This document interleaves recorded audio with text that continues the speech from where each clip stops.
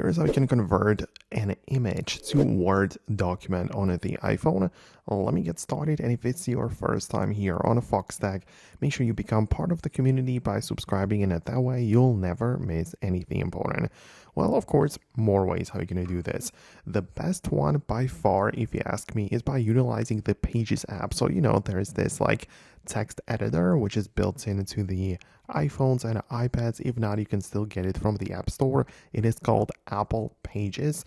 It has this orange icon you can get inside as such, and you essentially want to click on the plus button to create a brand new document. So you're going to go like this. You can see you can choose a template, but we don't need that. I'm just going to click on start writing. And the point is that now I have an empty blank page. So inside in here, I'm going to import a picture or image. So I'm going to click on the plus button again, tap on a photo or a video, and choose one from my gallery. Of course, whatever it might be, I'm just going to place it right here.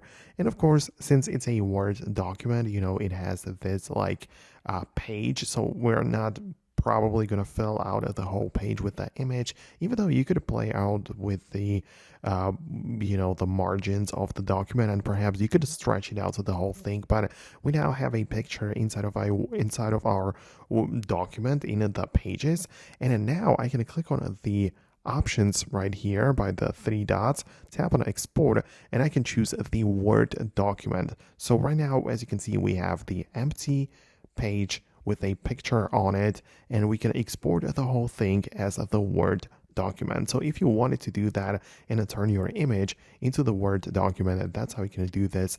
So let me know in the comments below if you managed to do it yourself on your own device. Let me know what you think about this method below. But that's it from me, and I'll talk to you later in the upcoming videos as well.